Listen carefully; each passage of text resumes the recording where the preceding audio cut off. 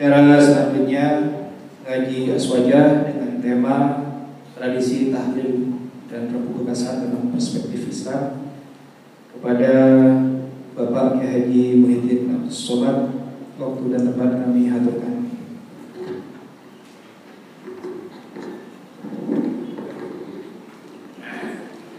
Assalamualaikum warahmatullahi wabarakatuh. Bismillahirrahmanirrahim. Hamdan wa salatan wa salaman wa ba'du.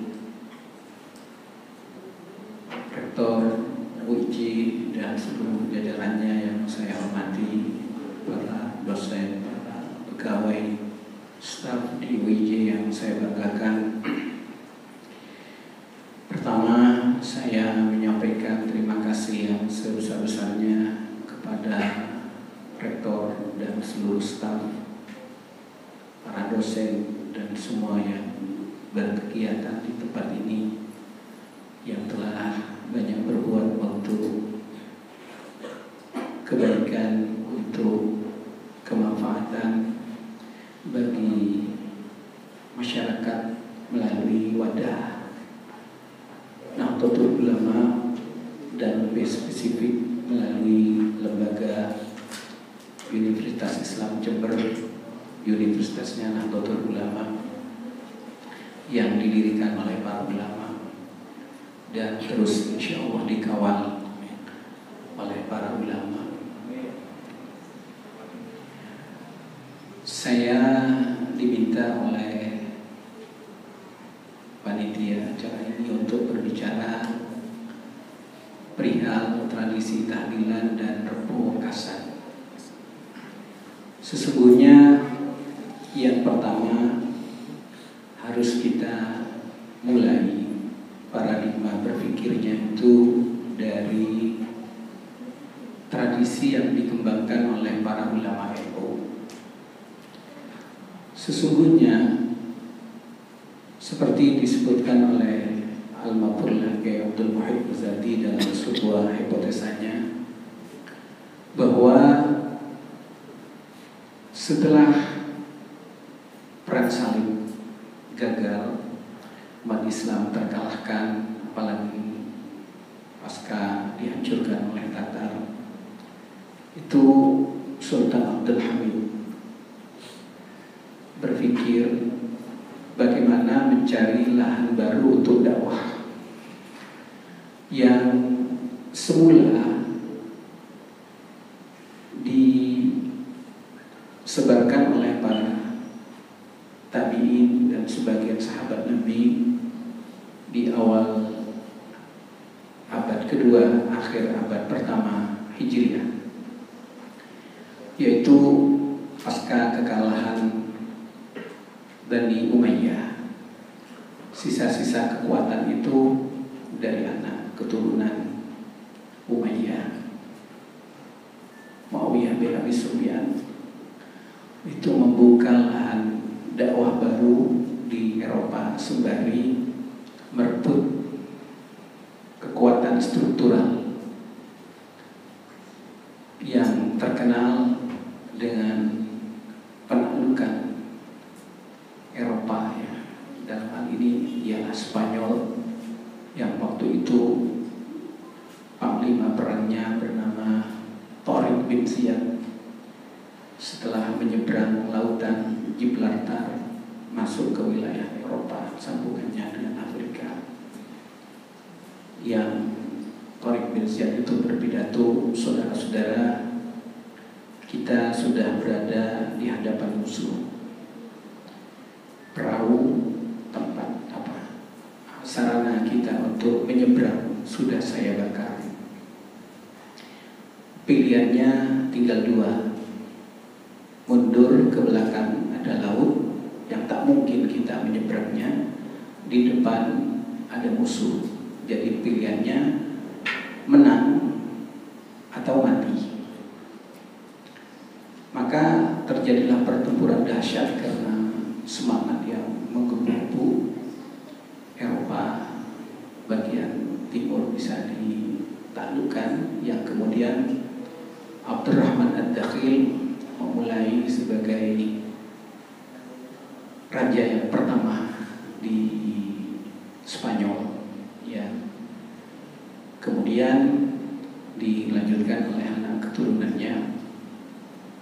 sampai kurang lebih 700 tahun, 600 tahun.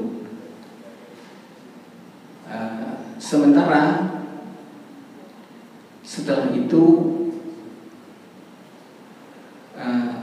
Islam ditegakkan dengan kekuatan senjata, sehingga terbentuklah kota-kota yang terkenal indah, Andalusia, Granada, Cordova di Spanyol itu menjadi pusat-pusat keilmuan Islam. Dari Spanyol itu lahir ulama-ulama besar kita, diantaranya yaitu Imam Al-Qurtubi dari Cordova, Ibnu Malik penulis kitab Al-Alfiyah, Ibnu Malik Al-Andalusi, kemudian Ibnu Khaldun, seorang sejarawan dan ahli ilmu tentang tata negara yang sangat terkenal dan diakui oleh para ilmuwan. Kemudian ada banyak nama, ada Ibnu Hazm, ada Ibnu Arabi dan lain sebagainya. Tapi kemudian pada abad ke-7 terjadi perang salib, umat Islam kalah karena para pemimpinnya pecah di Spanyol itu, Bani Umayyahnya pecah, kemudian umat Islam dikalahkan. Sultan Abdul Hamid yang pada waktu itu memimpin kerajaan Utsmaniyah, Khilafah Utsmaniyah, mempunyai pemikiran yang cerdas untuk mencari lahan baru dalam berdakwah supaya mengubah strategi dakwah yang ke Eropa, karena ternyata Islam yang di Eropa itu tidak Islam yang sebenarnya, Islam yang munafik, lain yang di luar, lain yang di hati. Jadi mereka setelah kerajaan runtuh kembali ke agamanya, agama Nasrani, tidak masuk ke dalam hati. Maka strategi itu kemudian dibangun oleh Sultan Abdul Hamid, mengirim dai-dai, yaitu yang disebut kemudian Wali Songo. Sebenarnya Wali Songo itu konon adalah istilah dari jabatan dakwah, orang yang ditugas berdakwah. Ada Wali Songo generasi pertama, generasi kedua, generasi ketiga. Pada puncaknya di bawah kepemimpinan Raden Ahmad Rahmatullah, Sunan Ampel, Sunan Giri, Sunan Bonang, Sunan Derajat, Sunan Demak, Sunan Kalijogo, Sunan Bonang, Sunan mana itu lagi yang di Jawa Barat, di Cirebon itu, Sunan Gunung Jati. Beliau adalah dai-dai yang terus memproduksi strategi baru untuk berdakwah. Di antaranya ialah dengan berkolaborasi dengan tradisi. Nah, ternyata keberhasilan dakwah yang dilakukan oleh Wali Songo ini benar-benar masuk ke dalam hati. Sebagai bukti, di Jawa, Indonesia secara umumnya, itu walaupun dijajah kurang lebih 350 tahun oleh Barat, agamanya enggak runtuh, agamanya masih tetap kuat. Bukan tidak ada usaha untuk memurtadkan orang Islam di Jawa khususnya, itu usahanya luar biasa, sehingga banyak didatangkan komunitas non-muslim, diletakkan di tengah-tengah mayoritas umat Islam untuk mengembangkan agamanya. Bahkan di Jember misalnya, di daerah Sumber Jambe, di Gunung Malang, di Sumber Pakem, di daerah Semboro itu ada Rejo Agung dan sekitarnya itu. Tapi Islamnya tetap bertahan dan sedemikian kuat. Nah, kata Kiai Muhammad Muzadi itu karena keberhasilan dakwah Wali Songo di dalam menanamkan ajaran ajaran Aswajah An-Nahdiyah ini yang kolaborasi, berinfiltrasi, yang menyatu dengan tradisi dan budaya. Termasuk diantaranya ialah tahlilan. Nah, sebelum kita berbicara tentang tahlilan, akar masalah yang menjadi perdebatan, karena persoalan kita ini tidak sederhana. Sebenarnya kita itu sudah malu berbicara seperti ini. Tapi ini kalau tidak disampaikan, karena menjadi pertanyaan semua orang, setiap generasi demi generasi selalu menanyakan argumen-argumen kita. Dan mereka akan gelisah kalau kita tidak mampu menyampaikan argumennya. Maka dengan sangat terpaksa, sebenarnya ya malu lah. Orang sudah sekarang rame-rame buat vaksin COVID-19, kita masih bicara perpukasan gitu ya. Tapi ini masalah bukan masalahnya NU, masalah Ahlus Sunnah wal Jamaah secara keseluruhan di atas bumi ini. Bahkan panjenengan bisa buka di YouTube, itu di Universitas Melbourne di Australia, itu terjadi perdebatan antara Wahabi dan Ahlus Sunnah wal Jamaah tentang ziarah kubur di Melbourne, benih dengan OIJ benih di Melbourne itu universitas orang tempatnya orang pintar itu. Jadi antara Abdurrahman Damashqiyah dari Saudi Arabia dengan Syekh Salim Alwan dari Lebanon yang Aswajah itu, yang diperdebatkan masalah tawassul dan ziarah kubur.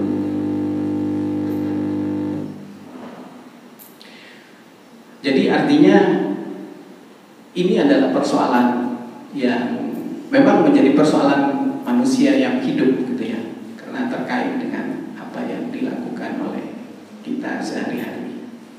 Jadi akar masalah itu di dalam pemahaman masalah bid'ah. Jadi sebelum kita berbicara tentang tahlil dan repokasan, saya akan berbicara terlebih dahulu tentang bid'ah. Bid'ah adalah pokok persoalan yang menjadi sumber perdebatan. Baik.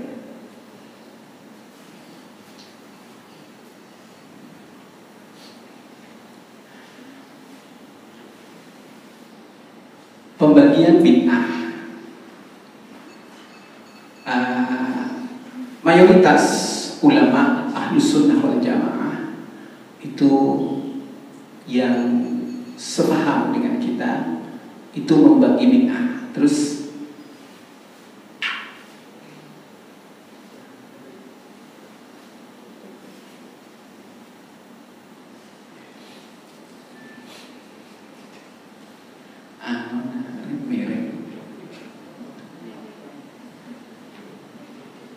nggak apa-apa sudah.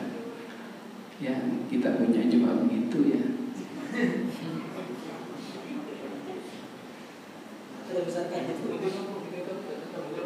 Sudah.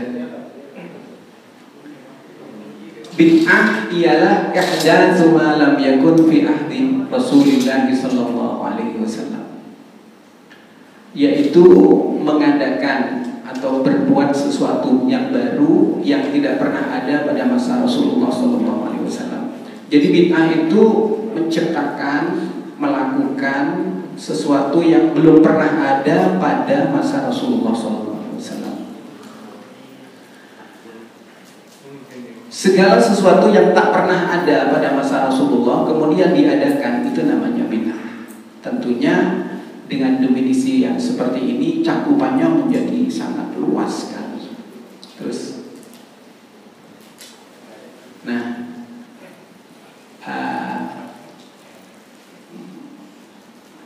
Imam Asy-Syafi'i membagi bid'ah ini menjadi dua.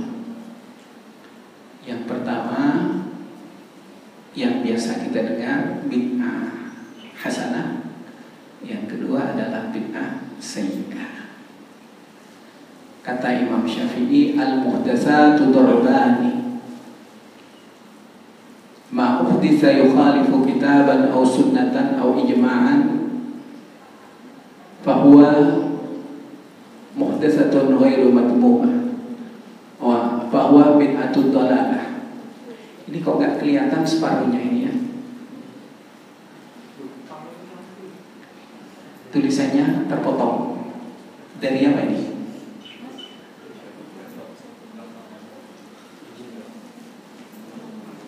Ya.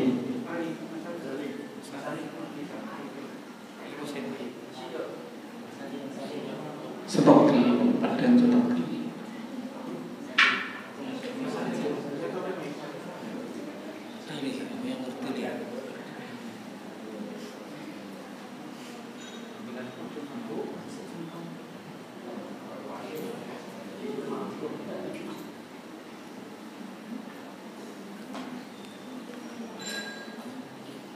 Gak bisa ya? Apa karena nekuk gitu?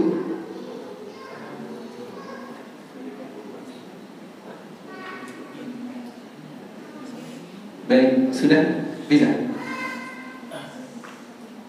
Di situ potong tidak? Enggak, ini mungkin ininya nekuk gitu.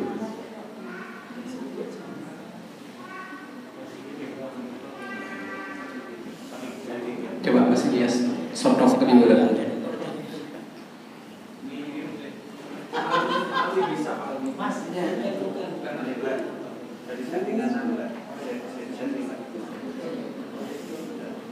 Sudah? Ya sudah kalau nggak bisa.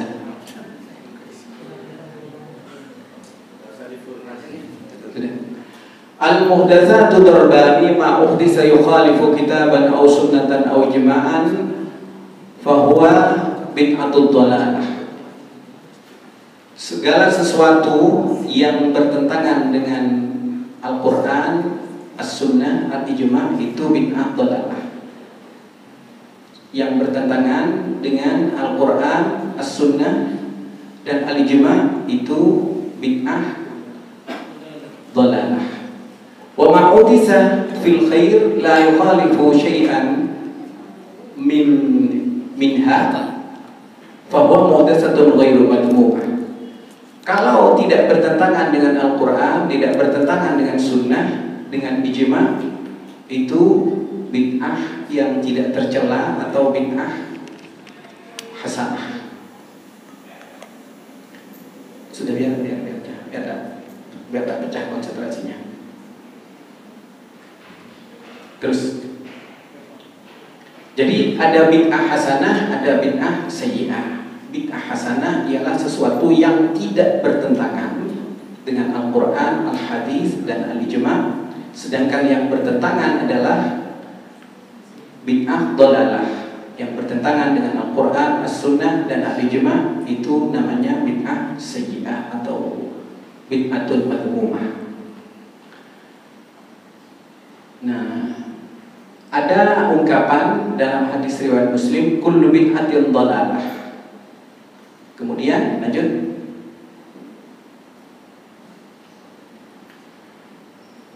Kullu di situ tidak berarti kesemuanya, tapi kullu itu berarti sebagian. Berdasarkan hadis, terus bahwa kullu itu tidak selamanya berarti kesemuanya, tapi berarti sebagian. Karena ada lafal kullu yang tidak berarti kesemuanya. Contohnya di dalam Al-Quran surat Al-Anbiya ayat 30, wa ja'alna minal ma'i kulla syai'in hayyin. Dan kami jadikan dari air segala sesuatu yang hidup. Segala sesuatu yang hidup, Al-Anbiya 30, itu diterangkan bahwa terbuat dari air, tercipta dari air. Padahal di Ar-Rahman 15, wa khalaqal janna min marijin min nar, dan Allah menciptakan jin itu dari percikan api yang menyala. Artinya ada yang diciptakan tidak dari air tapi dari api, yaitu jin. Kemudian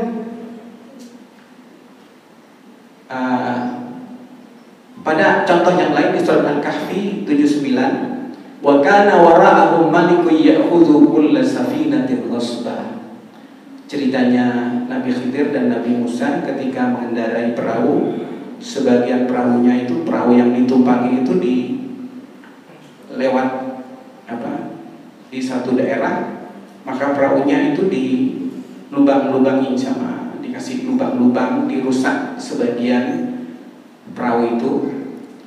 Kemudian oleh Nabi Musa ditanyakan, kenapa kok dirusak? Ya, di depan itu nanti ada raja yang selalu merampas perahu. Padahal yang dimaksud itu bukan perahu secara keseluruhan, tapi yang dirampas itu adalah perahu yang baik-baik saja. Sehingga kalau ada rusaknya itu tidak dirampas. Maka Nabi Khidir merusak sebagian perahu itu supaya tidak dirampas oleh sang raja yang lalim itu. Baik, lanjut. Sudah, lanjut. Ke depan lagi, ke depan lagi.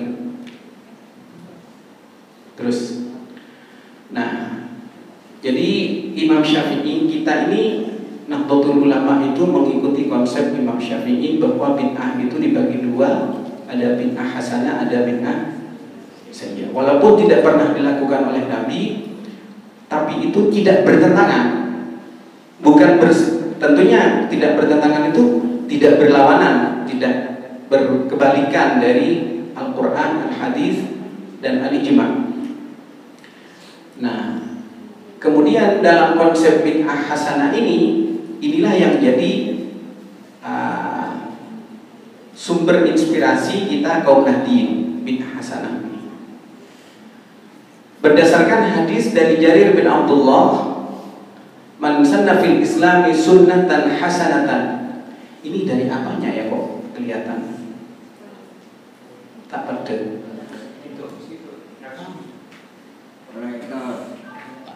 Proyektor. Tidak ada proyektor lain. Tidak punya yang lain. Coba Salahuddin. Mas Salahuddin.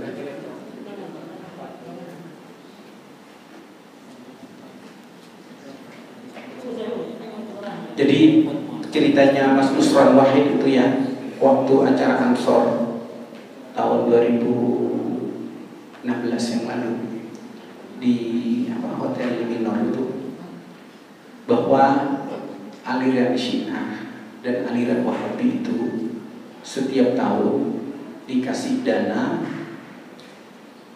3 triliun di Indonesia ini untuk mensyiahkan dan untuk mewahabikan.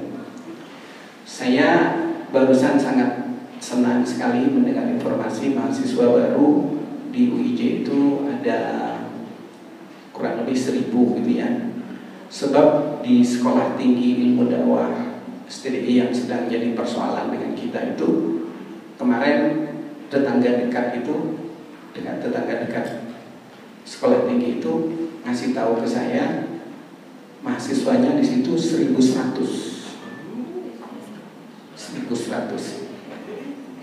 dan tertutup.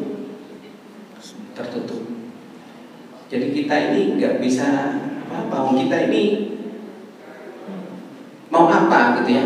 Buku nggak punya. Universitasnya ini seharusnya nanti dipikirkan. Mas Wajah Center di sini punya buku-buku kita punya. Ini kan banyak mahasiswa kita yang dari pesantren yang pintar-pintar baca kitab itu dikumpulkan di situ. Nanti kita temani bersama Mas Wajah Center Jember ini.